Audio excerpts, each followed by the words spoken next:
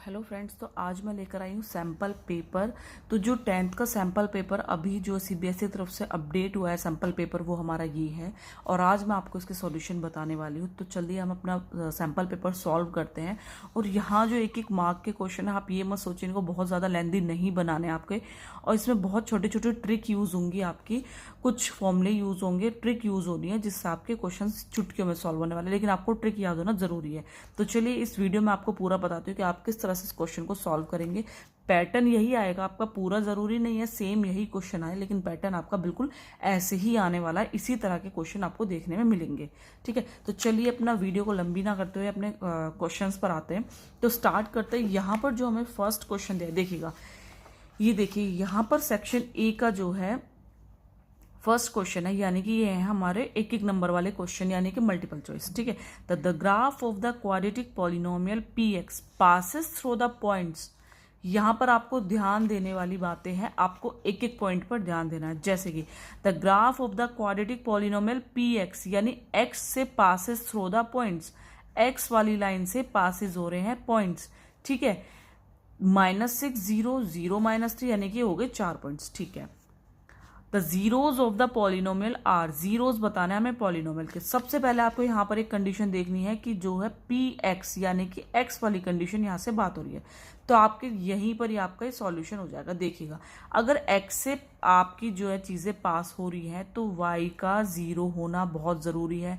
जब एक्स से चीज़ें पास होती है, यानी जो एक्स की लाइन पर होती है, तो वाई जो है ज़ीरो जाता है। वाई से पासिस होगी तो एक्स ज़ीरो जाएगा, ये चीज़ आपको रट लेनी है। देखिएगा, एक्स से कोई चीज़ पास हो रही है, मतलब कि एक्स का नाम वहाँ पर आ रहा है, तो एक्स ज़ीरो कैसे हो जाएगा, ये तो सब आपको सोचने वाली बात। ठीक है, -6 0 की और 6 और 0 की। ठीक है, ये दोनों चीज़ें एक्स से पास थ्रू हो रही हैं। ठीक है, अब यहाँ पर वाई 0 हो गया। ठीक है, अब यहाँ पर एक्स की बात हो रही है, ये वाली टर्म एक्स की है, ये वाली टर्म एक्स की, यानी क्या पॉइंट्स हो गए हमारे 6 और 6। कितना इजी यार, कितना इजी, एक नंबर आपका चुटकियों में आपको आपके अकाउंट में आ गया एक नंबर। ठीक है, तो यहाँ पर देखिएगा कहाँ पर आ रहा है, ये आ गया D. D is the correct answer. Okay, the next चलता है, द वैल्यू ऑफ के for which of the system of equation. यहाँ पर वैल्यू निकालनी है के की। देखिएगा 3x - ky = 7 एंड देन 6। अब यहाँ पर ये क्या है, इनकंसिस्टेंट दे दी है। अब यहाँ पर आपको काफ़ी सारी चीज़ें दी थी, अब मैं आपको इसके साथ साथ और भी कुछ वैल्यूज़ बताती रहूँगी जो आपको याद रखनी है। ठीक है, जो आपके एग्जाम में आएंगी वो चीज़ें। तो यहाँ पर आपको देखना, देखिएगा बात होती है कंसिस्टेंट की, इनकंसिस्टेंट की, और नो सॉल्यूशन हो गया, कोइंसिडेंट हो गई, ये सारी चीज़ें मैं आपको सबसे पहले इसमें बता देती हूँ। ठीक है, तो यहाँ पर जो फर्स्ट चीज़ मैं आपको बता रही हूँ, यह क्वेश्चन 2 की बात कर रही हूँ, मैं आपको थोड़ा सा एक्स्ट्रा भी बताकर चल रही हूँ। यहाँ पर फर्स्ट चीज़ आती है, मैं सबसे पहले आपको बता देती हूँ कि कंसिस्टेंट वाली, यहाँ पर फिलहाल इनकंसिस्टेंट का पूछा है, तो मैं आपको कंसिस्टेंट की एक चीज़ बता देती हूँ। देखिएगा, तो कंसिस्टेंट की क्या है, द लाइन में intersect at a single point. ऐसी लाइन जो एक ही सिंगल पॉइंट पर इंटरसेक्ट करती है वो क्या होती है, कंसिस्टेंट होती है। ठीक है, जो लाइन सिर्फ एक ही पॉइंट पर, एक ही सिंगल पॉइंट पर इंटरसेक्ट होती है वो क्या होती है, कंसिस्टेंट। कंसिस्टेंट, ठीक है, कंसिस्टेंट सी से स्टार्ट हो रहा है, तो आप इस चीज को ध्यान रखिएगा। मैं आपको फिर से आपको एक चीज, आपको इसमें ट्रिक बताऊंगी कि आपको किस तरह से आपको चीजें याद रखनी है। द लाइन में intersect at a single point. ठीक है, तो इन चीजों को क्या बोलेंगे हम, कंसिस्टेंट। तो यहां पर आप क्या लिख सकते हैं, तो मैं आपकी सी कंडीशन बता देती हूँ, A1/A2 is not equal to B1/B2। यहां पर ध्यान रखिए, कंसिस्टेंट है, कंसिस्टेंट, तो इसमें सी ऑलरेडी आ रहा है, कंसिस्टेंट सी आ रहा है इसमें। ठीक है, तो आपका A1/A2 is not equal to B1/B2। तो इसका एक कंडीशन और आती है, क्या आती है वो, यूनिक सॉल्यूशन। ठीक है, क्या आता है इसका, यूनिक सॉल्यूशन।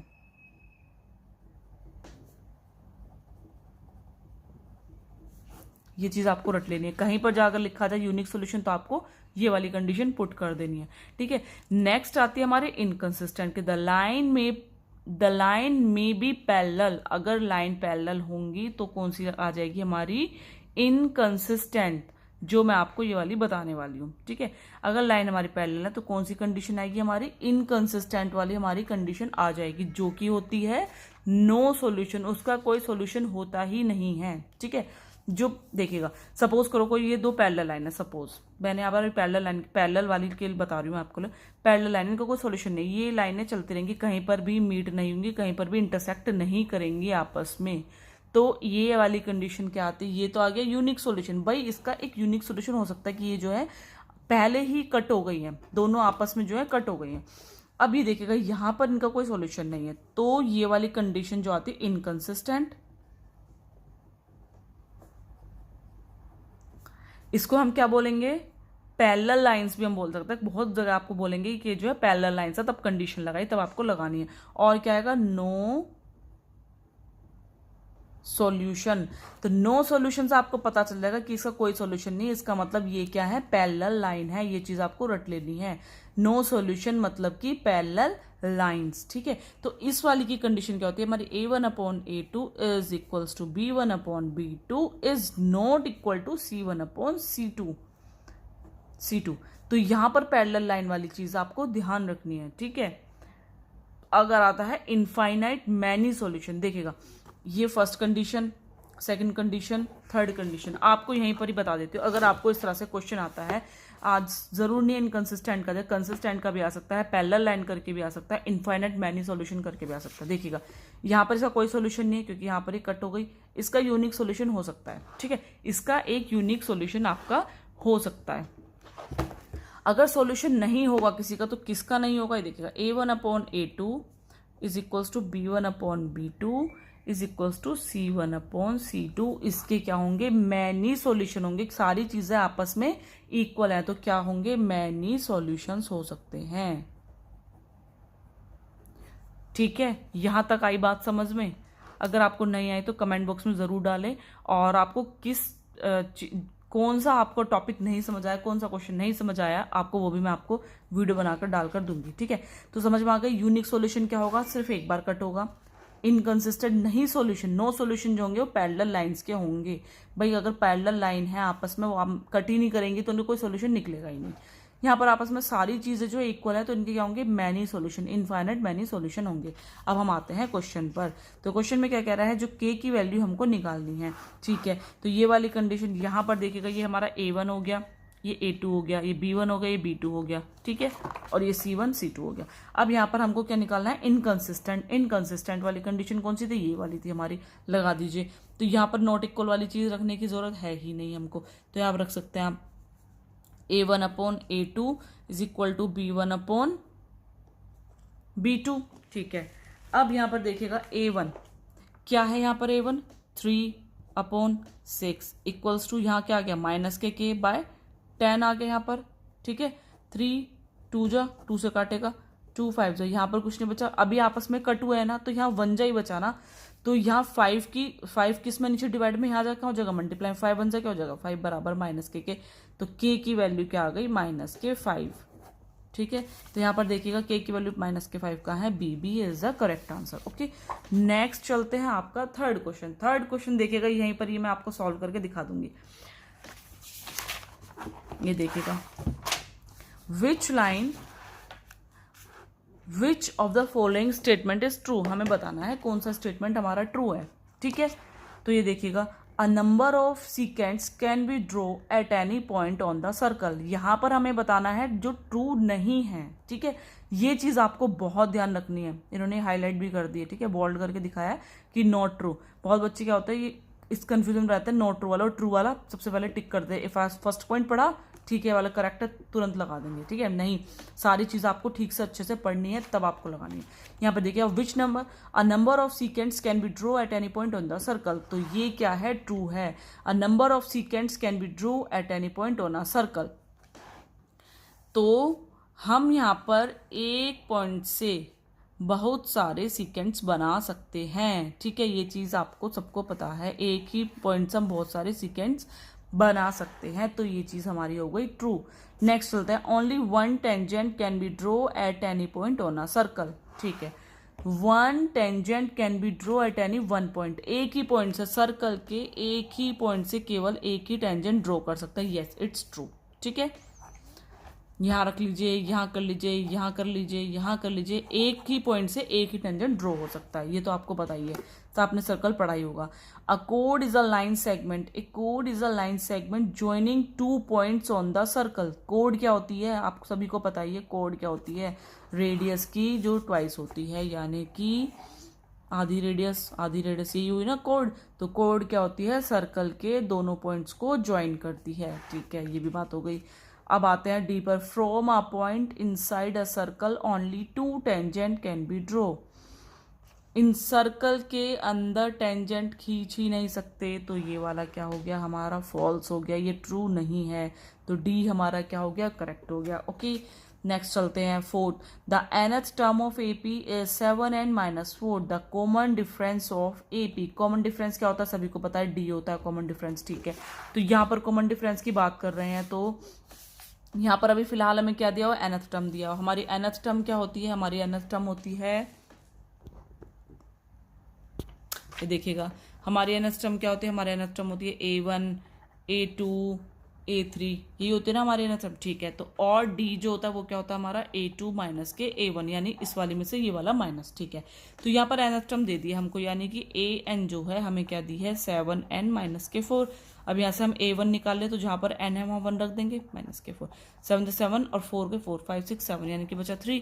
A2 रखेंगे तो 7 × 2 माइनस के 4, 7 2 14, 14 से 4 का 10, ठीक है। तो यानी कि हमारी एक आ गई 3, फिर नेक्स्ट आ गई 10, इस तरह से आगे आते चले जाएंगे। अब हमें निकालना है क्या, डी निकालना है, तो डी कैसे निकालेंगे, 10 - 3, यानी कि हमारा आ गया 7, ठीक है। तो 7 देखिएगा यहाँ पर कहाँ है, ए में। बहुत ध्यान से आपको करते चलना है यार, मतलब कि चुटकी में आपको मार्क्स मिलने वाला है, सिर्फ आपको थोड़ा सा दिमाग लगाने की ज़रूरत है। नेक्स्ट देखिएगा, नेक्स्ट है हमारा फिफ्थ क्वेश्चन। तो फिफ्थ क्वेश्चन में क्या दिया हुआ है, the radius of the base. तो फिफ्थ क्वेश्चन आपको ध्यान से देखना है, क्या दिया हुआ है हमें, the radius of the base of the right circular कोन। यहाँ पर बात क्या हो रही है, राइट सर्कुलर कोन की, ठीक है। And the radius of the sphere are each 5 centimetre. दोनों की जो रेडियस है वो क्या है, 5 सेंटीमीटर है। ओके, ठीक है, यहाँ पर बात होने वाली है, हो गई यहाँ भी बात। 5 centimetre in length. If the volume of the cone is equal to the volume of the sphere then the height of the cone. बहुत ही इजी क्वेश्चन है, इस तरह के क्वेश्चन आपको बहुत ज्यादा देखने के लिए मिलेंगे। ओके, फिफ्थ क्वेश्चन क्या दे रखा है, the radius of the base of the right circular cone and the radius of the sphere are each. दोनों की जो है 5 सेंटीमीटर है, यानी कि एक तरफ हम बना लेते हैं कोन और एक तरफ हम बना लेंगे स्फेयर, ठीक है, ऐसा स्फेयर होगा। तो उसके अंदर की होगी रेडियस, तो रेडियस इसकी 5 दी रखी है और इसकी भी रेडियस क्या हो गई, 5 हो गई हमारी, ठीक है जी, इतनी बात हमारी समझ आ गई। ओके, देन आगे क्या दिया हुआ आप देखिएगा, आगे जो उन्होंने क्या बोला है, the volume of the cone is equal to the volume of the sphere. Question में ही दे रखा है सब कुछ, the volume of the cone, the volume of the cone and the volume of the sphere. तो वॉल्यूम ऑफ द कोन क्या होगी, 1/3 पाई आर स्क्वायर एच। ये आपको बहुत अच्छे से याद रखने हैं। वॉल्यूम ऑफ द स्फेयर क्या होगी, पाई आर क्यूब, यहीं से कट कर दो, 3 से 3, पाई से पाई कैंसिल। बहुत ज़्यादा लंबा नहीं, लेंथी नहीं करना, अगर यहीं से कट हो रहा आपस में कर देना।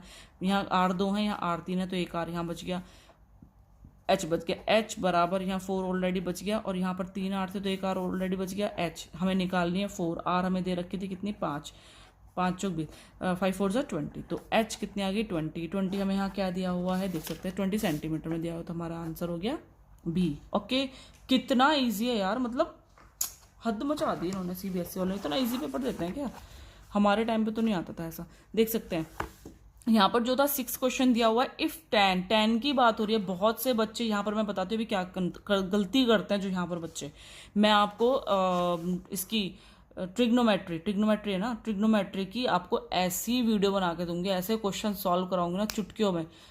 लेकिन यार वीडियो को सब्सक्राइब करना ज़रूरी है ना, तो वीडियो को शेयर करें यार ज़्यादा से ज़्यादा, जिससे बच्चों को ना चुटकियों वाली चीज़ें याद हो जाए। मैं आपको बहुत अच्छे अच्छे ट्रिक बताने वाली हूँ, ठीक है। अभी बीच में मैंने बहुत पहले वीडियो डाली थी एंड मेरी वीडियो ग्रो होनी स्टार्ट हो गई थी, उसके बाद मैंने वीडियो डालनी बंद कर दी, बिकॉज थोड़ी सी कंडीशन फैमिली में ऐसी हो गई थी ना, तो फिर मैं नहीं बता सकती, कंडीशन थोड़ी सी ऐसी हो गई थी। तो जो मेरे फादर इन लॉ, मतलब जो मेरे ससुर थे, वो एक्सपायर कर गए थे, उसके बाद से सब कुछ डिस्टर्ब हो गया, तो फिर मैं वीडियो नहीं डाल पाई उसके बाद। देन अगेन उसके बाद मैंने फिर से भी वीडियो डालनी स्टार्ट करी है। तो प्लीज़ मेरे चैनल को या कमेंट ज़रूर करके बताएं, सब्सक्राइब ज़रूर करें, तभी आपको अच्छी अच्छी वीडियो मिल पाएंगी। ठीक है, तो ज़्यादा बात नहीं कर रहे हैं यार, वीडियो बहुत लंबी हो जाएगी, फालतू की बातें नहीं करते हैं, फिलहाल करते हैं काम की बातें, क्योंकि बोर्ड आने वाले बहुत पास। ठीक है, तो यहाँ पर आ गया हमारा 6। तो 6 में जो है यहाँ दिया हुआ है tan थीटा, यहाँ पर देख सकते हैं। बहुत बच्चे जो है क्या गड़बड़ करेंगे मैं आपको बताऊंगी। वो क्या कर सॉरी यहाँ पर आ गया 2, गलती हो गई। यहाँ पर बहुत बच्चे क्या करेंगे, tan थीटा दे रखा है, यहीं से निकाल देंगे sin theta upon cos theta. sin theta ऊपर से 5 हो गया, cos थीटा नीचे से 2 हो गया। नहीं यार, बहुत बार ठीक भी आ जाता है कभी कभार, लेकिन मोस्टली गलत है, ये मेथड आपका गलत है। आपको अगर ये बड़े लॉन्ग क्वेश्चन में आ गया तो कट हो जाएगा, आपका मेथड नहीं आएगा। ठीक है, तो यहाँ पर देखिएगा, यहाँ पर क्या दिया हुआ, 4 sin theta plus cos theta upon 4 sin theta minus के cos थीटा। अब यहाँ देखिए tan दिया हुआ है, तो हमें tan बनाकर चलना है, क्योंकि हमें tan की वैल्यू रखनी है। tan क्या होता है, sin theta upon cos theta, यही हमारा tan होता है। ठीक है, sin थीटा हमें ऑलरेडी दिया हुआ, अगर हम इसे कोस थीटा से डिवाइड कर दें तो tan बन जाएगा। ठीक है जी, कर देते हैं, कोस थीटा से हम इसको डिवाइड कर देते हैं, तो sin थीटा अपॉन, यार बहुत गंदी राइटिंग आ रही है, ऐसे क्यों, cos theta upon, cos theta से करनी है, सेम नीचे भी डिवाइड करेंगे, 4 sin theta upon cos theta minus के cos theta upon cos theta. sin theta upon cos theta tan theta हो गया, प्लस कैंसिल आउट हो गया, 1 बच गया। ऐसा नहीं है कैंसिल आउट हो गया कुछ भी नहीं लिखोगे, 1 लिखना है। 4 tan थीटा माइनस है, कैंसिल आउट हो गया, 1 बच गया। ठीक है, 4 tan थीटा की value 5/2 plus k1 upon 4 5/2 minus k1, 2 2 जा 2 2 जा कट सकता है, क्योंकि ये क्या है, मल्टीप्लाई में। ठीक है, 5 2 जा 10 प्लस k1, 5 2 जा 10 माइनस k1, 11/9। कितना ईजी, तो यहाँ देखिएगा 11/9, ए इज अ करेक्ट आंसर। ठीक है, तो चलते हैं अपने नेक्स्ट क्वेश्चन पे। यहाँ पर बात कर रहे हैं 7th क्वेश्चन की। 7th क्वेश्चन में दिया हुआ, in the given figure the tangent has been draw at any point P on a circle centred at O centre है। ठीक है, tangent has been draw at any point P, यहाँ पर tangent है। ठीक है जी, ऑन द सर्कल, तो हमें क्या निकालना है, एंगल TP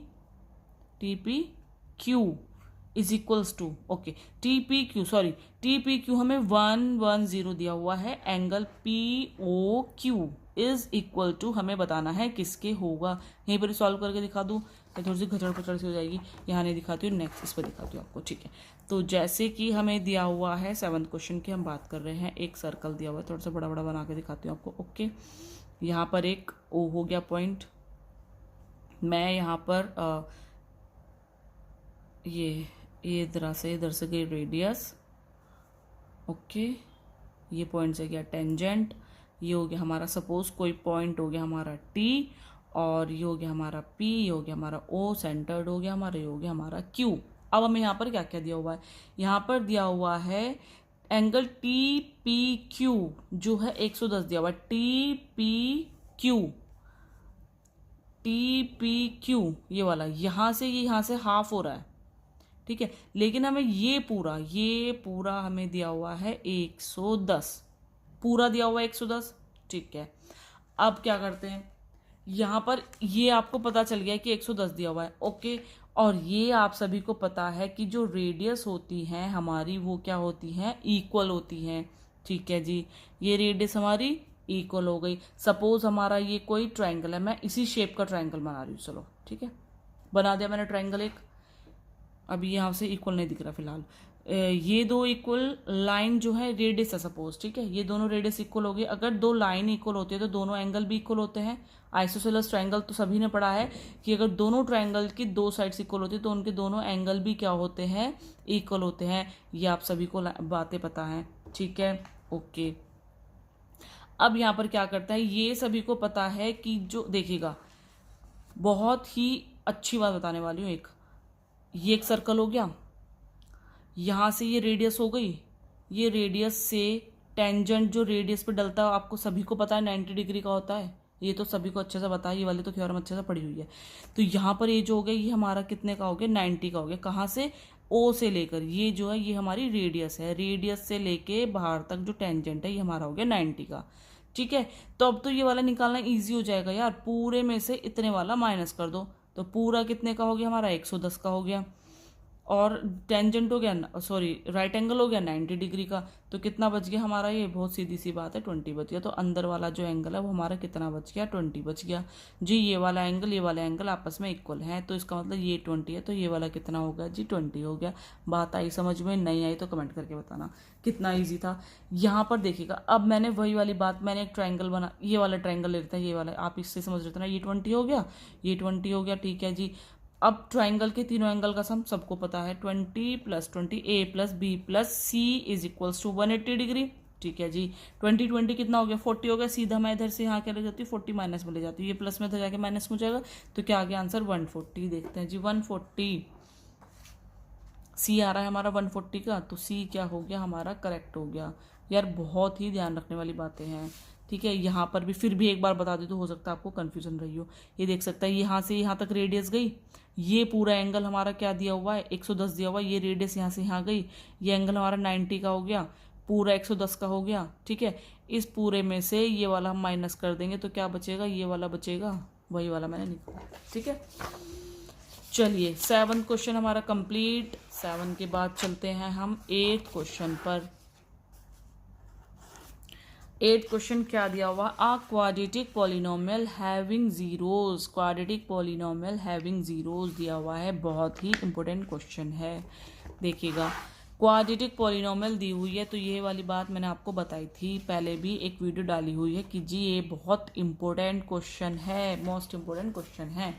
तो यहाँ पर क्वाड्रेटिक पॉलिनोमियल की बात हो रही है, तो आपको जीरोज जो है, इसके जो जीरोज हैं वो ये हैं, आपको क्वाड्रेटिक पॉलिनोमियल बतानी है, वो मैंने आपको कंडीशन बताई थी। क्वाड्रेटिक पॉलिनोमियल क्या होते हैं, x² - alpha + beta, sum of zeros x plus product of zeros, okay. अब यहाँ पर जो है ये क्वाड्रेटिक पॉलिनोमियल है, अगर आप इक्वल टू करके 0 लगाते तो बन जाएगी क्वाड्रेटिक इक्वेशन। अभी हम चलते हैं, क्वाड्रेटिक पॉलिनोमियल की बात हो रही है, ठीक है। तो x² - अल्फा यानी कि एक अल्फा, ये हो गया हमारा अल्फा, ये हो गया बीटा, यानी कि एक 0 ये हो गया, सेकंड वाली ये हो गई, ठीक है। तो देख सकते हैं यहाँ पर क्या है, -√5/2 +√5/2 x प्लस √5/2, सॉरी माइनस के मल्टीप्लाई, पूरा रूट है, √5/2, यहाँ पर भी ये पूरा रूट है, सॉरी, ठीक है। बात हो गई यहाँ पर। अब यहाँ पर ये इन कंडीशन के साथ जो है कांस्टेंट, एक के टर्म चलता है कांस्टेंट की, ठीक है। तो अभी यहाँ पर मैं इसको अभी नहीं लेके चल रही हूँ, आपको ऐसे ही बता रही हूँ। देखिए माइनस प्लस माइनस से कैंसिल आउट हो गया, तो ये तो 0 बन गया, और 0 की किसी में मल्टीप्लाई करो तो वो 0 हो जाती है, चाहे वो पूरी इक्वेशन आपकी कुछ भी हो। माइनस ये तो 0 हो गया, तो ये चीज़ हम लिखेंगे ही नहीं। ये देख सकते हैं रूट वाली कंडीशन मैंने बताई थी, दोनों सेम है तो रूट कैंसिल आउट हो जाता है। क्या बच गया हमारा 5/2, ये माइनस का माइनस प्लस क्या हो गया,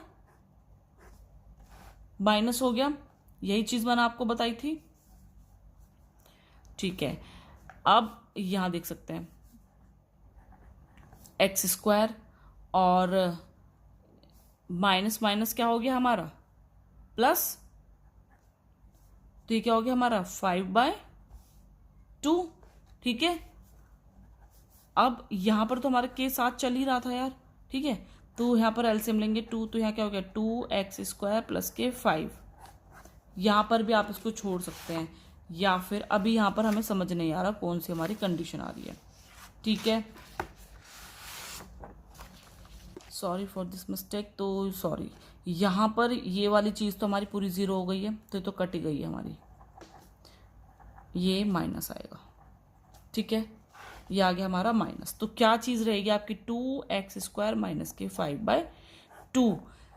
अब मैं लिख सकती हूँ इसको k/2, 2x² - के 5 ऐसे लिख दूँ। अब यहाँ पर देखिएगा, यहाँ पर क्या चीज़ मैच हो रही है, यहाँ पर देखिएगा बीच में यहाँ माइनस आ रहा है, ये तो बड़ी टर्म आ रही है, नहीं आएगी, इसमें भी x वाली टर्म हमारी इसमें नहीं आ रही, तो ये भी नहीं है। अब इन दोनों में आपकी बातें हैं, ठीक है। अब इन दोनों में देखिएगा एक ही टर्म से कौन सी चीज़ जा रही है, ये देखिएगा यहाँ पर के, अब आपको ये थोड़ी सी लेट करनी है अपना आप ही, यहाँ पर के की वैल्यू ऐसी क्या रखें, के की वैल्यू ऐसी क्या रखोगे जो अंदर जो है ये टर्म सेम बन जाए। यहाँ पर 20 है, यहाँ पर 8 है, सपोज ऐसा इसमें से कुछ कॉमन लीजिएगा, क्या कॉमन ले सकते हैं आप, 4 ले सकते हैं, ठीक है 4 ले सकते हैं हम यहाँ पर कॉमन। तो 4 2 जा 8 हो जाएगा, आ गया 2, और 4 5 जा 20 आ गया 5, ठीक है। तो उसमें से हमने कॉमन ले लिया, सपोज हमने कॉमन लिया 4, ठीक है। अब नीचे तो ऑलरेडी 2 है, यहाँ 2 से कट जाएगा तो 2 बच गया, लेकिन यहाँ पर अभी हम 2 से काटे तो हमारा 4 आना चाहिए, यानी हम क्या लेंगे, के प्लेस पे हम ले रहे हैं 8, के प्लेस पे हमने लिया 8। ये थोड़ा सा आपको लेट करके चलना है, ठीक है। तो यहाँ पर हम मल्टीप्लाई करेंगे, 8 1 8, यहाँ से हमने मल्टीप्लाई करी, ठीक है। तो यहाँ पर देखिएगा बन गई सेम कंडीशन, तो हमने यहाँ पर वैल्यू क्या रखी, तो हमारे क्या आएगा, आंसर ये आएगा, ये तो हमारा आ ही नहीं सकता है, ठीक है। अगर हम 3 से करते 3 5 से 15, 3 2 से 6, यहाँ 5 और यहाँ 2, तो ये वाली बैठ ही नहीं रही कंडीशन हमारी, ठीक है। तो अगर हम 8 ले रहे हैं हम साथ में, यहाँ पर 4 जो है बाहर ले रहे हैं हम, ठीक है, तो हमारी ये कंडीशन बैठ जाएगी। तो हमें थोड़ा सा यहाँ पर लॉजिक लगाकर चलना है, ठीक है। तो ये तो हो ही नहीं सकती है।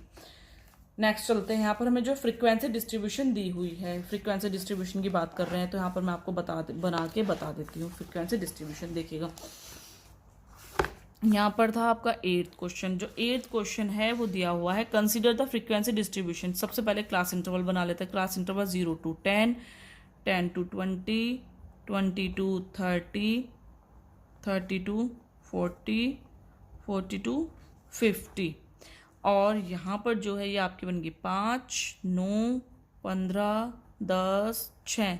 पूरी वीडियो को ठीक अच्छे से देखिएगा यार, स्किप नहीं कीजिएगा स्टूडेंट्स, नहीं तो जो आपके क्वेश्चन है वो रह जाएंगे, और जो मैं ट्रिक बताने वाली हूँ वो सब आपके बीच में रह जाएंगी। और आज आपको कुछ बातें समझ आएंगी, कुछ नहीं आएंगी, ठीक है। तो वही बात है। तो यहाँ पर देखिएगा, यहाँ पर मेरी वीडियोज भी पहले डली हुई हैं, आप देख सकते हैं, सर्कल की बहुत सारी थ्योरम्स डली हुई हैं, इंपॉर्टेंट वाली सारी।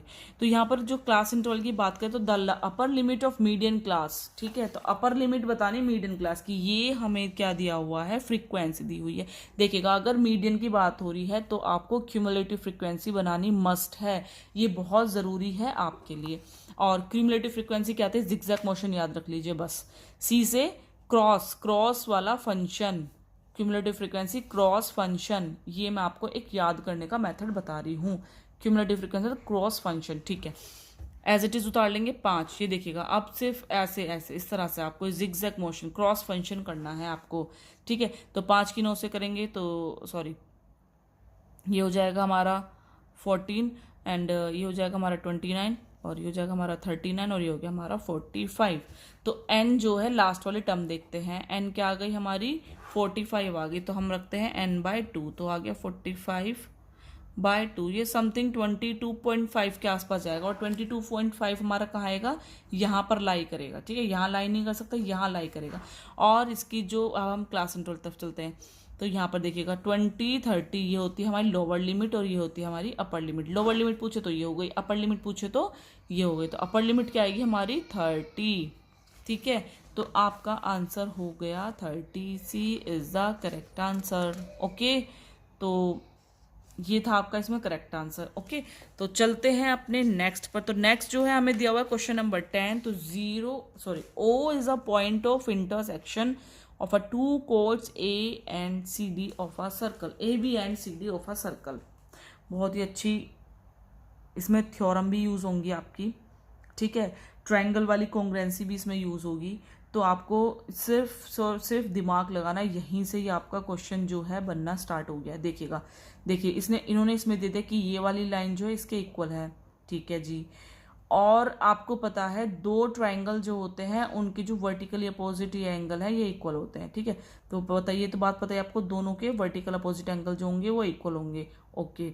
यहाँ पर इन्होंने एक कंडीशन और दे दी है हमें, if BOC is equals to 80, BOC ये हमें 80 दिया हुआ, ठीक है। बहुत अच्छी सी बात दे दी, ये 80 होगा तो ये भी हमारा 80 हो गया। मैं यहाँ पर आपको बता देती हूँ, इसमें सॉरी ये था 9th 10th,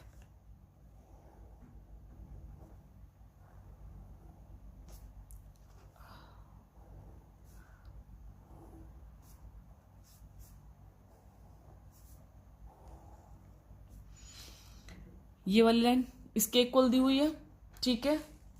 अब यहाँ पर क्या है, ये दिया हुआ है BC, ये कोड्स है हमारी DA, ये ओ हो गया, ठीक है। ये 80 दिया हुआ है तो वर्टिकली अपोजिट के अकॉर्डिंग ये भी क्या हो गया हमारा 80 हो गया। हमें क्या निकालना है कि triangle O D A and triangle O B C are क्या है, इक्वलेटरल एंड सिमिलर है, आइसोसेलस एंड सिमिलर है, आइसोसेलस बट नो सिमिलर है, या फिर नॉट सिमिलर है। अब आपको ये चीज़ बतानी है, ठीक है। अब यहाँ पर आप देख लीजिएगा, ये तो चीज़ हमारी हो गई, O A is equals to O D है, ये चीज़ उन्होंने हमें गिवन है। अब यहाँ पर आपको क्या करना है, देखिएगा,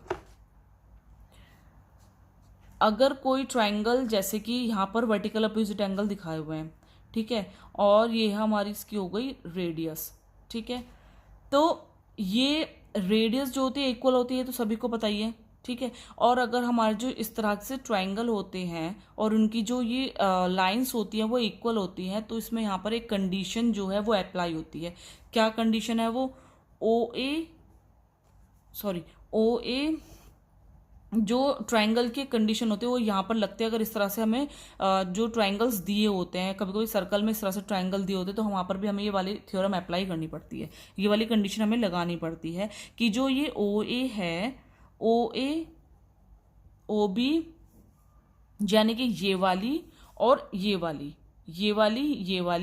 मल्टीप्लाई ये वाली और ये वाली, ठीक है। अभी हमने ओ ए ली है, तो हम क्या लेंगे, ओ डी लेंगे, ओ डी इंटू ओ सी, ठीक है। यहां तक बात क्लियर हो गई, O A into O B is equals to O D into O C, इसमें आपको कोई कंफ्यूजन नहीं है, ठीक है जी। इन्होंने एक हमको चीज़ दे दी कि ओ ए बराबर है ओ डी के, ओके, तो यहाँ पर मैं ओ डी लिख देती हूँ, ओ ए की जगह ये एज इट इज लिख दीजिए, ओ डी इंटू ये क्या हो गया हमारा ओ सी, ओ डी से ओ डी कैंसिल आउट हो गया, okay, O B is equals to आ गया ओ सी। अब हमें ये वाली कंडीशन मिल गई है कि ओ बी ये जो है ये वाली चीज़ इसके इक्वल आ गई, ओके, बहुत अच्छी चीज़ मिल गई है हमको कि ये वाली लाइन इसके इक्वल है और ये वाली इसके इक्वल है। तो हमें ट्राइंगल की यहाँ पर एक कंडीशन जो है आपको देखिए याद आ रही है, कौन सी, कि अगर ये लाइन इसके इक्वल है तो यानी ये वाले एंगल इस एंगल के इक्वल होंगे और ये वाले एंगल इस एंगल के इक्वल होंगे, ठीक है। अब आपने एक कंडीशन और पढ़ी है कि जो हमारा सर्कल होता है, सर्कल में एक ही आर्क पर अगर दो एंगल होते हैं तो वो एंगल्स क्या होते हैं, इक्वल होते हैं सेम आर्क पर, ठीक है। सबस्टेंडेड इक्वल एंगल, वो वाली कंडीशन आपने पढ़ी है ना, कि जो एक ही आर्क होता है सेम आर्क पर दो एंगल हों, दो एंगल लाई करें तो उनकी वो जो क्या होता है वो क्या होता है, इक्वल होते हैं, ठीक है। ये आपस में इक्वल है और ये वाली कंडीशन के अकॉर्डिंग क्या हो गया, ये वाला एंगल इसके इक्वल हो गया, ठीक है। अब यहाँ से ये वाला आर्क हो गया, मैं सपोज ये ले लेती हूँ हाफ आर्क, तो यहाँ से ये वाला हो गया, ये वाला हो गया, ये वाला एंगल इस एंगल के इक्वल हो गया। बहुत सारी कंडीशन यहाँ पर अप्लाई हो रही है, तो यहाँ पर सीधी सीधी एक लगा दीजिए, एंगल एंगल एंगल एंगल वाली प्रॉपर्टी यहाँ पर जो है आप लगा सकते हैं, ठीक है। तो ये एंगल जो है सिमिलर भी होंगे हमारे, है ना, और क्या होंगे, इक्वलेटरल होंगे हमारे, ठीक है। ये आपस में इक्वल है और सिमिलर एंगल वाली यहाँ पर कंडीशन अप्लाई हो रही है, भाई साइड्स भी इक्वल हो गई, एंगल भी उनके क्या हो गए, इक्वल हो गए, और ये सेम है ये 80-80 एंगल, ठीक है। तो यहाँ पर क्या लगाएंगे आप, इक्वलेटरल एंड सिमिलर एंगल्स, ठीक है। नॉट सिमिलर ये नहीं लगा सकते, आइसोसेलस एंड सिमिलर ये नहीं है, क्योंकि आइसोसेलस क्या है, सिर्फ दो साइड्स इक्वल, लेकिन इनके तो आपस में सारी साइड्स आपस में इक्वल है। आइसोसेलस बट नॉट सिमिलर, ये तो नई कंडीशन अप्लाई हो रही है, तो ये दो तो बिल्कुल नहीं है, इन दो में आपको कंफ्यूजन था, ये भी मैंने आपको बता दी, सिमिलर भी है और इक्विलेटरल भी है। तो आपकी यहाँ पर जो है 10th क्वेश्चन कंप्लीट हो चुका है। चलते हैं अपने 11th क्वेश्चन पे, कितना ईजी था, ठीक है। तो आपको यार ये चुटकियों में हो रहे हैं क्वेश्चन, नहीं हो रहे हैं, अगर नहीं हो रहे हैं तो फिर से बताइएगा, फिर से समझाऊंगी मैं आपको ये सारे क्वेश्चंस, ठीक है। अगर कहीं पर मिस्टेक आपको लग रही है कि मुझे समझाने में थोड़ी सी दिक्कत हो रही है, आपको नहीं समझ आ रहा है मेरा मेथड, तो आप प्लीज़ मुझे बताइए, मैं उस मेथड से आपको समझाऊंगी, बिल्कुल समझाऊंगी। और जैसे आप ट्यूशन्स में पढ़ते हैं ना यार, बिल्कुल उस तरीके से समझाऊंगी। मैं आपको वीडियो वाला वो तरीका नहीं बता रही। सर लोग बहुत वीडियो बनाते हैं एडिट कर करके, या फिर बहुत सजा सजा कर सिर्फ एक ही पैटर्न को लिख लिख कर बताते, नहीं यार, बिल्कुल मैं आपको जैसे ट्यूशन में जाते हैं आपको बिल्कुल वैसे पढ़ाऊंगी। देख सकते हैं आप कैसे रफली मैं आपको जैसे ट्यूशन्स में पढ़ाते हैं वैसे ही पढ़ा रही हूँ बिल्कुल। और आप एक ही क्वेश्चन को मैं आपको देखिएगा कितनी बार बार समझा रही हूँ। तो वीडियो को ज़रूर लाइक कीजिएगा और कमेंट ज़रूर डालिएगा कि आपको कैसा लगा मेरा समझाना, ठीक है। तभी यार आगे डाल पाऊंगी और तभी मुझे लगेगा कि हाँ मेरी वीडियोस अच्छी हैं तो मुझे डालनी चाहिए, तो प्लीज़ मुझे कमेंट करके ज़रूर बताएं कि वीडियो कैसी लगी और मैं आगे मुझे वीडियो किस उस पर टॉपिक पे डालनी है, ठीक है। तो 11th क्वेश्चन की बात हो रही है, चलिए जी चलते हैं 11th क्वेश्चन में। The roots of the quadratic equation x² + x - 1 = 0। Roots बताने हैं, तो यहाँ पर रूट्स की बात हो रही है। तो अगर एक इक्वेशन दे देती है तो उसके रूट्स निकालने के लिए आपको d निकालना पड़ता है। आपको d पता है, x² + k x - k1 irrational, distinct और नॉट रियल, रेशनल और रियल एंड इक्वल। तो डिस्टिंक्ट वाले जो रूल्स होते हैं ये डी वाला कंडीशन आ जाती है। तो यहाँ पर देखिएगा b² - 4ac ये वाली कंडीशन अप्लाई होती है। देखिएगा तो यहाँ पर b जो है हमारा वो 1 का स्क्वायर हो गया, माइनस के 4, a भी 1 हो गया और c तो हमारा 1 है ही जी, ठीक है। 1 का स्क्वायर 1 हो गया, माइनस माइनस प्लस हो गया, 4 ये हो गया हमारा 4। तो ये क्या आ गया हमारा 5। जो 5 जो है वो 0 से ग्रेटर है ना, यही वाली कंडीशन यहाँ पर अप्लाई होती है कि अगर हमारा d जो है ग्रेटर देन 0 से है तब वाली कंडीशन लगती है। d अगर 0 से बड़ा है तो 2 डिस्टिंक्ट रियल रूट्स होते हैं, ये सभी को पता है और ये आपको भी पता होनी चाहिए। तो यहाँ पर जो है 5 जो है 0 से बड़ा हो गया, तो यहाँ पर कितना हो गए 2 डिस्टिंक्ट रियल रूट्स हो गए, डिस्टिंक्ट रियल रूट्स, ओके। तो यहाँ पर x की बात हो रही है, तो यहाँ मैं लिख देती हूँ 2 डिस्टिंक्ट रियल रूट, ओके। यहाँ चलते हैं x की कंडीशन रखते हैं, minus B plus minus under the root, सीधा लिख दीजिए b² - 4ac, या ये भी लिख सकते हैं सीधा अंडर रूट d भी लिख सकते हैं, ठीक है। और ये हो गया हमारा 2a माइनस के b प्लस माइनस, सीधा चलो मैं आपको ये लिख कर बता देती हूँ, अपॉन 2a, ठीक है। माइनस के b क्या है, प्लस माइनस के क्या हो गया हमारा 5 हो गया, अपॉन ये क्या आ गया 2, ठीक है। तो यहाँ पर देखिएगा रूट 5 वाली कंडीशन आ गई, तो यानी ये कंडीशन हमारी इरेशनल, हम पहले भी प्रूव कर चुके हैं। √5, √3, √2 जो है ये इरेशनल आता है, ये और ये इसके साथ आके इरेशनल हो चुका है। तो रेशनल भी इरेशनल भी है। तो यहाँ पर देखिएगा सब कहीं पर भी इरेशनल नहीं आ रहा, तो यहाँ पर इरेशनल आ रहा, तो ये वाली हमारी कंडीशन अप्लाई हो चुकी है। थीटा 30 दे रखा था, वैल्यू ऑफ tan थीटा, यार इतना ईजी क्या यार, यहीं पर ही सॉल्व कर देते हैं। 3 tan थीटा यानी tan 30 की वैल्यू क्या होती है 1/√3, ठीक है। और 3 को क्या लिख सकते हैं हम, √3 × √3 और अपॉन में √3, तो √3 से √3 हमारा कैंसिल आउट हो चुका है। तो क्या आ गया आपका, सॉरी यहाँ पर भी अगर आपकी कंडीशन आ जाए, यहाँ पर भी ये वाला आंसर नहीं है फिलहाल में, अगर आपकी कंडीशन सॉल्व करने के बाद आए तो आपको खाली √3 आंसर आ जाए तो वो भी लिख सकते हैं। अगर आपका फिलहाल अभी नहीं आ रहा 3√3 आ रहा है तो यहाँ पर भी छोड़ सकते हैं, ठीक है। तो ये आपको ईजी दे रखा था यहीं पर। The volume of the solid hemisphere, volume दी हुई है सॉलिड हेमिस्फेयर की, टोटल सरफेस एरिया निकालना है सॉलिड हेमिस्फेयर का स्क्वायर सेंटीमीटर में, ओके जी।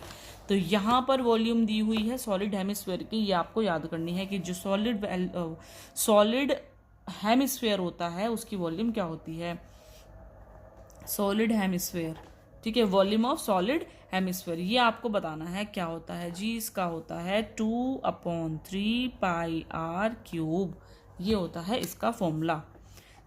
तो ये हो गया हमारा 2/3 × पाई और into r³ as it is रख दीजिए। अभी यहाँ पर जो हमें दी हुई है वो क्या ना 396/7। अब यहाँ देखिएगा बहुत ईजी है, अभी आपको नहीं खोलना है फिलहाल में।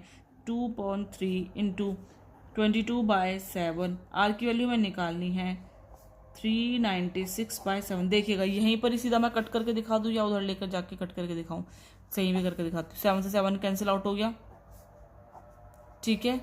2 से 2 1 जा, एक यहाँ पहुँच गया, 2 9 जा 18, एक यहाँ पहुँच गया, 2 8 जा 16, ठीक है। 2 1 जा 2 1 जा, फिर से 2 9 जा 18, 2 9 जा 18, 11 1 जा 11, 11 9 जा 99। देखिएगा कितना इजी, यहीं पर ही आपको सारा मैंने कट कट करके दिखा दिया। अब यहाँ पर क्या बचा, r³ बचा, नीचे 3 बचा, बराबर ये क्या बचा 9 × 3 ऊपर पहुंच गया। अब यहाँ पर r³ में आंसर है, यानी हमें यहाँ पर भी क्यूब बनानी है। 9 को लिख दीजिए, 3 × 3 लिख सकते हैं और ये 3 हो गया, तो ये क्या हो गया हमारा 3 की क्यूब हो गया। तो r³ बराबर क्या हो गया हमारा 3 की क्यूब हो गया हमारा, ठीक है। तो हम इसको लिख सकते हैं r बराबर 3, this is the right answer. तो यहाँ देख सकते हैं r बराबर 3 कहाँ पर आ रहा है हमारे यहाँ ये चीज़, सॉरी, अभी तो हमें टीएस से निकालना है यार, बताते नहीं हो यार, गलत बात है, बताना चाहिए ना। ठीक है, तो टीएस से निकालना है, तो यहाँ पर जो हमारा टोटल सरफेस एरिया होता है किसका निकालना है, हेमिस्फेयर का टीएस से निकालने के लिए देखिएगा यहाँ पर जो होता है सीएस से लगाना है और सर्कल का भी लगाना होता है। ठीक है, तो यहाँ पर जो आएगा हमारा टीएस से क्या आएगा 3πr², तो 3 इंटू पाई की वैल्यू होगी 22/7, और आर हम ऑलरेडी अभी निकाल चुके हैं, 3 थी, r² तो 2 बार 3 लेंगे। ओके, तो 3 3 9 तो 27, 27 इंटू 22/7 हो गया, और ये हो गया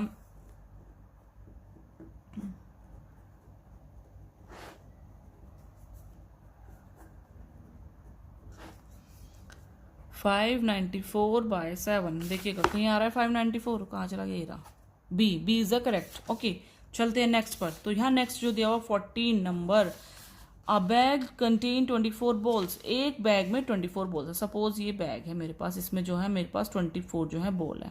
ओके, 4 आर ब्लू है, 11 ग्रीन है, और जो बची वो कितनी हो गई, वाइट हो गई। ठीक है, 1 ball is draw at random, एक बॉल जो है उसमें से निकाल दी गई है। The probability draw ball is white in a colour is, तो यहाँ पर क्या बताने की, जो यहाँ पर जो है जो ड्रॉ बॉल थी वो वाइट कलर की है, तो ये हमें कंडीशन यहाँ पर बतानी है। ठीक है, तो देख सकते हैं यहाँ पर 24 बॉल्स थी, 4 इसकी हो गई, 11 इसकी हो गई, तो अब बताइए कितनी बची यहाँ पर, सीधी सीधी बात है, लेफ्ट बता दीजिए, 11 और 4 कितने हो गए, 15 हो गए, सीधी सी बात है। तो 24 में से 15 जाएंगे तो 9 बचेगा यार। तो वाइट जो बॉल है वो कितनी हमारी 9 है। ठीक है, तो वाइट बॉल की बात बता रहे हैं, अगर हम यहाँ पर सपोज करो वाइट बॉल हमारी निकल चुकी है, तो टोटल बॉल 24, तो 3 3 जा और 3 8 जा, तो आ गया 3/8, यानी कि B is correct. Okay, the point on the x axis nearest the point -4 -5, तो हमें यहाँ बताने नियरेस्ट पॉइंट कौन सा होगा एक्स एक्सिस के। ठीक है, एक्स एक्सिस के नियरेस्ट पॉइंट कौन सा होगा। ओके, देखिएगा यहां पर नियरेस्ट पॉइंट की बात हो रही है। सबसे पहले तो आपको यहाँ पर डिस्टेंस वाला फॉर्मूला लगाकर देखना है सबसे पहले। ठीक है, तो डी का फॉर्मूला क्या होता है, यहाँ पर मैं आपको अलग अलग लगा के दिखा देती हूँ कि आपको समझ आ जाए जिससे। ठीक है, तो यहाँ पर डी का फॉर्मूला मैं लगा के दिखा देती हूँ। डी का क्या होता है, x2 माइनस के x1 का होल स्क्वायर प्लस, यही होता है ना, y2 माइनस के y1 का होल स्क्वायर। ठीक है, तो सबसे पहले हम फर्स्ट वाले में इसको कंडीशन को अप्लाई करेंगे। तो एक्स एक्सिस के नियरेस्ट कौन सा पॉइंट हो सकता है, तो पहला पॉइंट इन्होंने हमें दिया हुआ है -4 और -5। ठीक है, और एक पॉइंट इन्होंने हमें दिया हुआ है ये वाला। ठीक है, 0 0, तो हम 0 0 को ले लेते हैं। ठीक है, x1 y1 और x2 y2 यहां पर बात हो रही है। तो यहां पर देखिएगा मैंने यहां पर ले लिया x2 क्या हो गया हमारा 0 माइनस के, ये माइनस माइनस हो जाएगा प्लस के 4 का स्क्वायर प्लस के, और यहाँ जो y2 आ जाएगा वो आ जाएगा हमारा, ये यहाँ पर मैं सीधा सा 0 माइनस माइनस प्लस हो गया 5। ठीक है, रूट में चल रहा है, तो ये 4 का स्क्वायर हो गया 16 प्लस इसका हो गया 25 और इसका आ गया जी हमारा 41 रूट में। ठीक है, देन नेक्स्ट दिखाती हूँ मैं आपको, यहाँ पर यहीं पर ही कर देती हूँ मैं ये वाला सॉल्व। ठीक है, तो नेक्स्ट जो दिया हुआ -4 और 0 का दिया हुआ है। ठीक है, तो x2 माइनस x1, x2 क्या हो गया हमारा, ये देखिएगा ये हमारे हो गया हमारा ये x1 y1, और जो ये वाले पॉइंट हो गए -4 और 0 x2 y2। ठीक है, तो -4 माइनस माइनस ये हो गया हमारा +4 का whole square plus y2 minus y1, y2 minus minus हो गया +5 का स्क्वायर। तो ये तो कैंसिल आउट हो गया, 0 बचा, तो हमारा क्या बच गया 25, और 25 का जो निकलेगा रूट वो हो जाएगा हमारा 5। ठीक है, फिर नेक्स्ट वाला हम सॉल्व करके दिखाएंगे, ये वाला तो -5 और ये हो गया +4 का होल स्क्वायर, और यहाँ आ गया प्लस और ये आ गया जी तुम्हारा सीधा 5 का स्क्वायर। ठीक है, तो ये बचेगा माइनस के 1 का स्क्वायर तो 1 ही हो जाएगा, और ये प्लस 25 हो जाएगा, यानी ये आ गया हमारा 26। रूट क्या आ गया हमारा 26। एक और निकाल लेते हैं लास्ट, और यहाँ पर आ जाएगा हमारा रूट के 41। तो रूट 41 यहाँ पे जो है अंदर रूट 41 ले रखा है हमने, यहाँ पर देख सकते हैं रूट, देखिएगा रूट 41 और 0। ठीक है, तो x2 41, x2 माइनस x1 कितना हो गया हमारा +4 प्लस y2, तो सीधा सीधा 5 का स्क्वायर बन गया। भाई ये रूट का 41 है, और रूट का 41 अप्रोक्स आपका पॉइंट में निकलेगा इसका आंसर। ठीक है, तो ये वाली तो चीज़ हमारी नहीं होगी। ठीक है, यहाँ पर देख सकते हैं, तो सबसे जो नियरेस्ट पॉइंट होगा माइनस वाले के इसके पास, देखिएगा यहाँ पर जो नियरेस्ट पॉइंट होगा ये भी 41 है, यानी कि ये भी हमारा जाएगा 41, ये भी नहीं जाएगा हमारा। और ये सपोज आप अप्रोक्स लगा लीजिए 25 का हो गया हमारा, यहाँ पर आ गया ये 5, ये भी नहीं जाएगा हमारा। ठीक है, और ना ये हो गया हमारा 25, 636, 6 के आसपास, 6 से ऊपर का जाएगा। 7 7 जो 49 होता है, 6 और 7 के बीच का आएगा, 6 पॉइंट कुछ आएगा। तो सबसे नियरेस्ट ये भी देख लीजिएगा, यहाँ पर ये 41 का जो आएगा वही मैंने बताया था आपको, यहाँ 6 और 7 के आसपास आएगा, ये 2 का हो जाएगा तो ये बड़ा जाएगा। तो सबसे नियरेस्ट क्या होगा हमारा ये वाला। तो 5 हमारा किसका निकला था, माइनस के 4 और 0 वाले का, यानी कि आपका निकला था ये वाला। तो बी जो है हमारा नियरेस्ट होगा। ठीक है, तो which of the following gives the middle most observation of the data. ठीक है, मिडल मोस्ट ऑब्जर्वेशन डाटा ये आपको याद रखनी है। मिडल मोस्ट ऑब्जर्वेशन डाटा जो होता है वो होता है हमारा मीडियन। ठीक है, जो मिडल मोस्ट ऑब्जर्वेशन डाटा होता है, मिडल की बात हो रही है तो मीडियन की ही बात होगी। ठीक है, तो ये आपको रट लेनी है चीजें। 17, a point on a x axis divide the line segment joining the point A 2, -3 and B 5 और 6 in the ratio 1 and 2। Okay, तो मैं आपको बता देती हूँ। एक लाइन है हमारे पास, तो ये रहा, एक लाइन है, एक्स एक्सिस है, जो कि x axis divide the line segment, एक एक्स एक्सिस है सपोज ये रही, उसको एक लाइन सेगमेंट जो है डिवाइड कर रहे हैं, joining the points, divide the line segment join the point, जो जिसके पॉइंट है A 2 -3 और जो B है वो है 5 और 6 इन द रेशियो, किस रेशियो में, 1:2 में। ठीक है, तो यहाँ मैं लिख देती हूँ 1:2 में इसको डिवाइड कर रही है। ठीक है, अभी एक्स एक्सिस की बात हो रही है। ये वाला आपको बहुत बार देखने के लिए मिलेगा, इस तरह से A और B वाला है, और यहाँ पर 1:2 में इस तरह से आपको मिलते हैं। इसके पॉइंट्स दे देते हैं, कभी कभार इसके भी पॉइंट्स आपको दे देते हैं। ठीक है, तो ये वाला क्वेश्चन है आपका। तो यहाँ आपका एक्स एक्सिस पर है तो y जो है 0 होना ज़रूरी है आपका। ठीक है, तो y 0 होना ज़रूरी है आपका, यानी कि यहाँ पर होगा या फिर यहाँ पर होगा, इन दोनों में ही आपका ये कंडीशन जो है वो अप्लाई होगी। ठीक है, चलिए तो अब हम रख देते हैं। आपको ये वाला ध्यान होना चाहिए, फॉर्मूला जो होता है रेशियो वाला, m2x1 प्लस के m2x1 प्लस के m1x2 अपॉन m1 प्लस के m2। ठीक है, तो m2 ये m1 m2 2 इंटू ये क्या हो गया हमारा x1 y1 x2 y2 m2 x1 plus के m1 कितना हो गया 1 और कितना हो गया हमारा 5 अपॉन 1 प्लस के 2। तो ये हमारी y वाली टर्म है, y वाली टर्म अभी हमें रखनी 2 to the 4, ये हो गया प्लस के 5 अपॉन ये आ गया हमारा 3, और 5 और 4 कितने हो गए, ये हमारा हो गया 9/3 और ये हो गया 3 3 जा 9। ठीक है, तो एक्स एक्सिस पर है तो ये हमारा कितना आ गया, इसके पॉइंट्स आ गए 3 और 0। ठीक है, चलते हैं नेक्स्ट पे। अ card is draw from the well shuffled deck of playing cards, the probability of getting red face card. Red face card की बात हो रही है यहाँ पर, जो है इन्होंने फेस कार्ड बोला है कि जो एक ताश की गड्डी में से है, फेस कार्ड जो है, गेटिंग रेड फेस कार्ड की प्रोबेबिलिटी हमको बतानी है। ठीक है जी, हम पर जो है ताश हो गए, ये हो गई ताश की गड्डी। ठीक है, अब इस ताश की गड्डी में सभी को पता है कितने होते हैं, 52 कार्ड्स होते हैं टोटल। फेस कार्ड की बात हो रही है जिनके ऊपर फेस बने होते हैं, जैसे कि किंग के, क्वीन के और जैक के, ठीक है।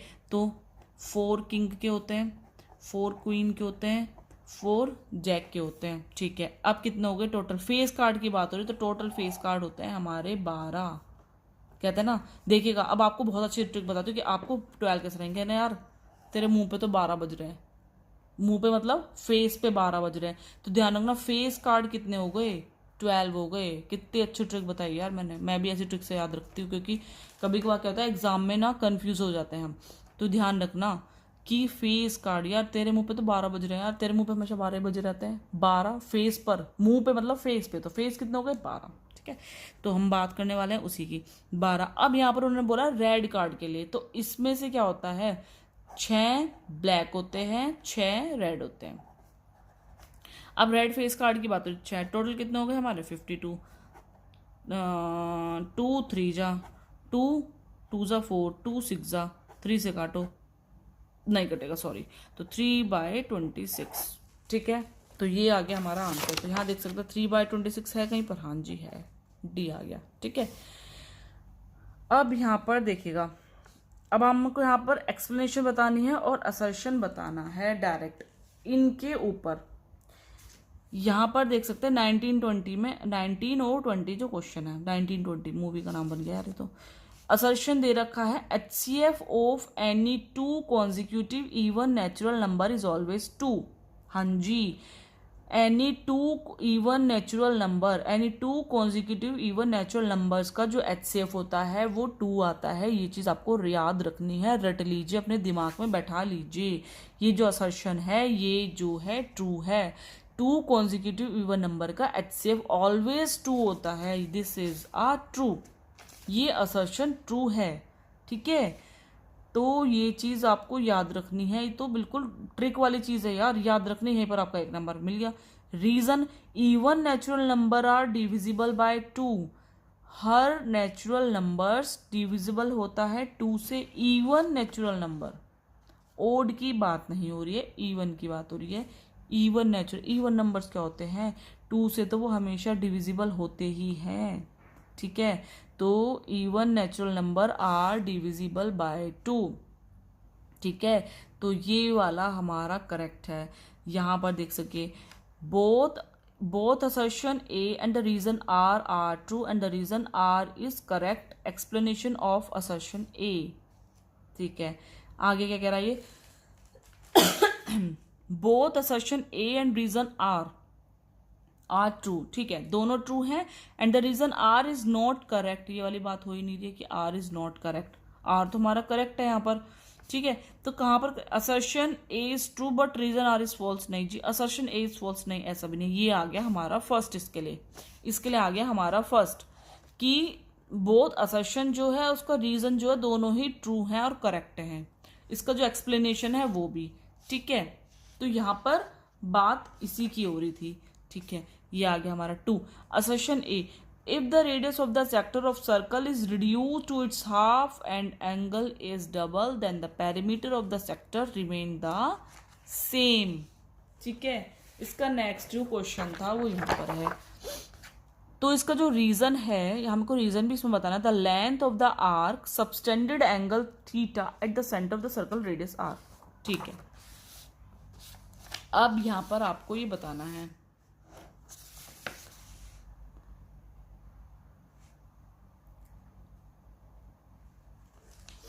ये देखिएगा, तो यहाँ पर हमको क्या करना है, यहाँ पर बताना है जो असर्शन है वो if the radius of sector of a circle is reduce to its half of angle, यहाँ पर आपको मुझे ये चीज जो है करके बतानी है। देखिएगा, suppose the radius of the sector of the circle is reduce to its half of the angle, यहाँ पर आपको थोड़ा सा एक्सप्लेनेशन करके दिखा देती हूँ मैं, एक्सप्लेन करना। सपोज मैंने यहाँ पर एंगल ले लिए, 2 एंगल ले लिए मैंने सपोज, तो वो क्या करे, the radius of the sector of a circle is reduce to its half of the angle is double, ठीक है। तो जो उसकी रेडियस है वो हाफ हो जाएगी। सपोज मैंने यहाँ पर जो इसकी रेडियस है मैंने ले ली यहाँ पर 2r, तो इसकी रेडियस r हो जाएगी, इसकी r हो जाएगी, इसकी r हो जाएगी, ठीक है। And and the angle is double, और जो एंगल है वो डबल हो जाएगा। सपोज मैंने एंगल 10 ले लिया तो ये एंगल हो गया हमारा 20। The parameter of sector remain the same. हमें बताना है कि इनका पैरामीटर सेम होगा। पैरामीटर में आपको क्या करना है, दोनों की रेडियस ऐड करनी है और इस सेक्टर का जो है फॉर्मूला लगाना है, ठीक है। तो पैरामीटर ऑफ, यहां पर देखिएगा सेक्टर का जो फॉर्मूला लगाना है आपको, 2 पैरामीटर लगा लिया हमने, ये भी 2r है तो ये भी हमारी 2r होगी। 2r plus 2r plus theta by 360 into 2 pi r, ठीक है। अब इस वाले के लिए लगाइएगा, यहाँ पर 2r ऐड करा था, यहाँ पर r है खाली, तो r plus theta by 360 into 2 pi r, ठीक है। 2r कितना हो गया, 4r हो गया, प्लस थीटा कितना है यहाँ पर 10 अपॉन 360 इंटू 2 इंटू पाई की वैल्यू रख दीजिए यहाँ पर 22/7 इंटू r क्या है यहाँ पर 2r है, इज इक्वल्स टू, यहाँ पर रख दिया r और r कितना हो गए 2r हो गए, प्लस के थीटा कितना है 20 हो गया अपॉन 360 हो गया इंटू 2 इंटू 22/7 इंटू r, ठीक है। यही कंडीशन है। ये देखिएगा अब 0 से 0 कैंसिल आउट हो गया, 0 से 0 2 1 जा हो गया, 2 1 जा 2 8 जा 16 हो गया, तो 4r प्लस के यहाँ काटेगा 2 से, 2 1 जा और 2 8 जा 16, फिर 2 1 जा 2 2 1 जा 2 और 2 9 जा 18, ऐसे यहाँ पर कटेगा 2 9 जा 18। तो यहाँ पर क्या बचा हमारा 11 और यहाँ हो गया 11 2 जा 22r अपॉन 9। अभी देखिए कहीं से भी ये सेम नहीं हो रहा है, 22 अपॉन 7 भी है, 7 इंटू 9 और इंटू r, ये देखिएगा 22 इंटू 2r, ठीक है। तो यहाँ पर देखिएगा 22/7, ठीक है, 22/7 9 भी आ गया, यहाँ 4r आ रहा है या 2r आ रहा है, तो ये पैरामीटर सेम नहीं बैठ रहा है कहीं से भी, ठीक है। तो ये पैरामीटर आपका सेम नहीं है, तो असर्शन इज फॉल्स। तो इसका जो असर्शन होगा वो फॉल्स है कि इनका जो है पैरामीटर वो सेम नहीं है सेक्टर का, ओके। तो ये वाला असर्शन फॉल्स होगा इसका। अब जो इसका रीजन है कि जो लेंथ ऑफ द आर्क, क्या जो आर्क की लेंथ होती है वो क्या होती है हमारी, होती है आर्क की लेंथ थीटा अपॉन 360 इंटू 2 पाई r। यहाँ पर हमें क्या दिया हुआ है पाई r थीटा, पाई r थीटा, 2 से कट 2 1 जा 2 2 1 जा 2 2 8 जा 16 0, यानी कि ठीक है जी। तो इसका जो रीजन है वो ट्रू होगा, रीजन ट्रू होगा, असर्शन जो होगा वो फॉल्स होगा, ठीक है।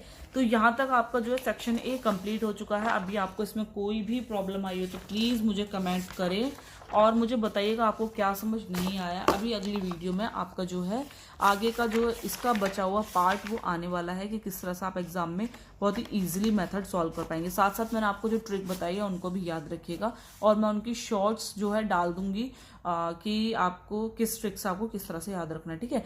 तो नेक्स्ट में यहाँ पर मैं आपको ट्रायंगल की वीडियो लेकर आऊँगी। हाँ, सबसे पहले मैं लेकर आऊँगी ट्रिग्नोमेट्री पे। ट्रिग्नोमेट्री सबसे ज़्यादा बच्चों को हार्ड लगती है, ठीक है। तो मिलते हैं अपनी नेक्स्ट वीडियो में। Thank you for watching my video.